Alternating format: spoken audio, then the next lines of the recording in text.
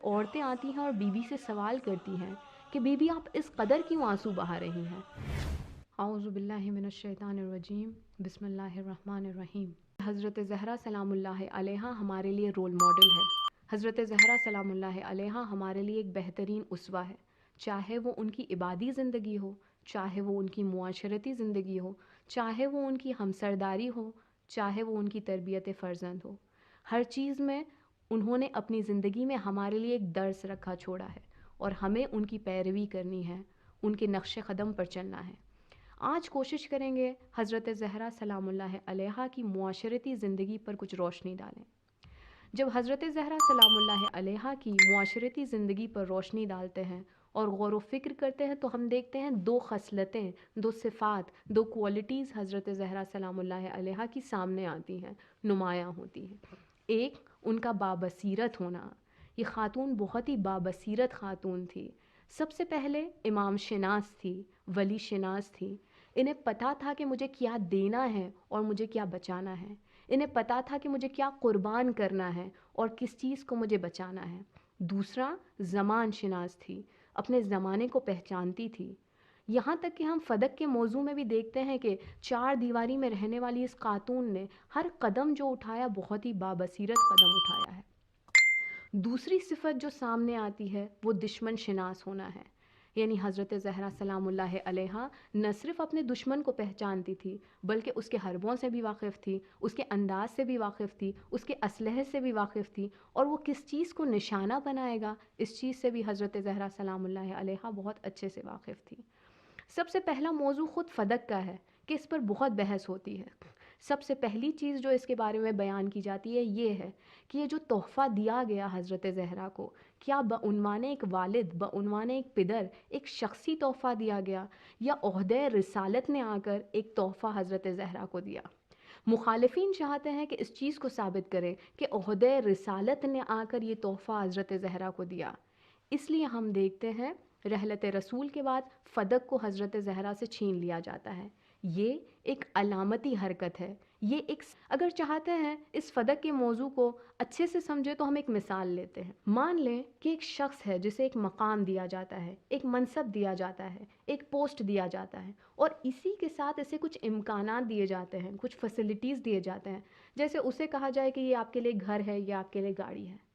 اگر چاہتے ہیں کہ اس شخص کو اس منصب سے اتار دیں تو دو طریقے موجود ہیں۔ سب سے پہلا طریقہ یہ ہے کہ خود اس کو جا کر کہیں کہ آج سے آپ کو اس منصب سے نکال دیا گیا ہے۔ دوسرا طریقہ یہ ہے کہ وہ جو امکانات اس کو ہم نے دیے ہیں، جو فیسلٹیز ہم نے اس کو دیے ہیں، ان فیسلٹیز کو اس سے لے لینا، ان امکانات کو اس سے لے لینا، اور اس کا مطلب یہ ہے کہ وہ منصب کو بھی ہم نے آپ سے لے لیا ہے۔ مخالفین نے بھی یہی کیا۔ مخالفین نے یہ ثابت کرنے کی کوشش کی کہ عہدہ رسالت کی طرف سے یہ تحفہ حضرت زہرا سلام اللہ علیہا کو ملا تھا، اور یہ فدق رسول کے جانشین کے پاس ہوگا، اور آپ جانشین نہیں ہیں، ہم جانشین ہیں، اس لیے یہ فدق ہمارے پاس رہے گا۔ ہم دیکھتے ہیں اس بابصیرت خاتون نے کس طرح سے اسی کے نقطہ مقابل پر آ کر ان کا سامنا کیا۔ جب حضرت زہرا سلام اللہ علیہا خطبہ فدق بیان کرتی ہیں، وہاں پر آ کر فلسفہ احکام بیان کرتی ہیں، فلسفہ دین بیان کرتی ہیں، سیرت انبیاء بیان کرتی ہیں، اور پھر آ کر ان سے سوال کرتی ہیں کہ کس کے پیچھے چل رہے ہو، کس کو اپنا لیڈر بنایا ہوا ہے، کس کو اپنا ولی چنا ہوا ہے، آ کر معیار امامت بتاتی ہیں، کہتی ہیں ذرا آ کر پرکھو ان معیاروں پہ کہ جس کو تم نے چنا ہے کیا ان معیاروں پر کھرا اترتا بھی ہے یا نہیں اترتا۔ لوگ پوچھتے ہیں کہ حضرت زہرا کو جب معلوم ہی تھا کہ باغ فدق انہیں نہیں ملنے والا تو پھر کیوں دربار میں گئیں، کیوں خطبہ دیا؟ حضرت زہرا سلام اللہ علیہا کو بخوبی معلوم تھا کہ فدق انہیں ملنے والا نہیں ہے، لیکن حضرت زہرا سلام اللہ علیہا نے فدق کو بہانہ بنایا، اپنے تقاضے کو تاریخ میں لکھ دیا تاکہ آنے والی نسلیں خود حق و باطل کے بیچ میں فیصلہ کر سکیں۔ حضرت زہرا سلام اللہ علیہا نے نہ صرف فدق کے ذریعے بلکہ اپنے گریے کے ذریعے بھی مدافع ولایت بنی رہیں، امامت کی حفاظت کرتی رہیں۔ حضرت زہرا سلام اللہ علیہا کا گریہ ایک تاریخی گریہ تھا، ایک بیدار کرنے والا گریہ تھا۔ ہم سب جانتے ہیں کہ امام علی علیہ السلام نے بیت الاحزان بنایا تھا، جہاں بی بی جا کر صبح سے لے کے شام تک گریہ کیا کرتی تھی۔ جب چند دنوں تک یہ گریہ کرتی تھیں، عورتوں کو یوں لگا کہ یہ احساساتی گریہ ہے، یہ جذباتی گریہ ہے جو ایک بیٹی اپنے والد کے لیے کر رہی ہے۔ لیکن جب یہ گریے کا سلسلہ تمام نہیں ہوا، پھر عورتیں آتی ہیں اور بیوی سے سوال کرتی ہیں کہ بیوی آپ اس قدر کیوں آنسو بہا رہی ہیں؟ اور پھر بیوی جواب دیتی ہیں کہ میں تمہارے شوہروں سے ناراض ہوں۔ یہی عورتیں جاتی ہیں اور اپنے شوہروں سے سوال کرتی ہیں کہ بتاؤ ایسا کیا کیا جس کی وجہ سے تم نے بیوی کو ناراض کیا۔ یہ وہ بیدار کرنے والا گریہ ہے جو غدیر کو یاد دلا رہا تھا۔ یہ وہ بیدار کرنے والا گریہ ہے جو امامت کو یاد دلا رہا تھا۔ یہ وہ بیدار کرنے والا گریہ ہے جو معیار امامت کو یاد دلا رہا تھا۔ اور اس لیے مخالفین نے آ کے امام علی سے اعتراض کیا کہ بی بی سے کہیں یا دن میں روئیں یا رات میں روئیں۔ اگر اور روایتیں ہم دیکھنا چاہیں تو ہم دیکھتے ہیں جب بی بی بیت الاحسان میں نہیں جاتی تھی، اس وقت شہدائے احد کے پاس جا کر گریہ کرتی تھی۔ مدینے سے شہدائے احد تک کا راستہ تاریخ بتاتی ہے 2 گھنٹے کا ہے، لیکن پھر بھی بی بی وہاں جا کر گریہ کرتی تھی، کیونکہ ہر وہ کاروان، ہر وہ شخص جو مکے سے مدینے کی طرف آنا چاہے وہ اسی راستے سے گزرتا تھا۔ ہر کاروان دیکھتا تھا کہ بی بی آنسو بہا رہی ہیں، ہر شخص دیکھتا تھا کہ بی بی آنسو بہا رہی ہیں۔ یہاں تک کہ ہمیں تاریخ میں یہ روایت ملتی ہے کہ ایک شخص آیا حضرت زہرا سلام اللہ علیہا کی خدمت میں اور پوچھتا ہے کہ بی بی اس قدر کیوں گریہ کرتی ہیں؟ بی بی نے شکوہ کیا، کہا علی کا حق چھین لیا گیا، علی کو تنہا چھوڑ دیا گیا۔ پھر وہ جواب دیتا ہے بی بی کو اور کہتا ہے کہ اگر امام علی پہلے آتے تو ہم ان کے ہاتھوں پہ بیعت کر لیتے۔ وہاں پر حضرت زہرا سلام اللہ علیہا جواب دیتی ہیں کہ کتنا جلدی روز غدیر کو بھول گئے، اور وہاں پر ایک بہت ہی خوبصورت سی مثال دیتی ہیں۔ مثال یہ ہے مثل الامام مثل الکعبہ، یعنی کہتی ہیں امام کی جو مثال ہے وہ کعبے کی مثال کی طرح ہے۔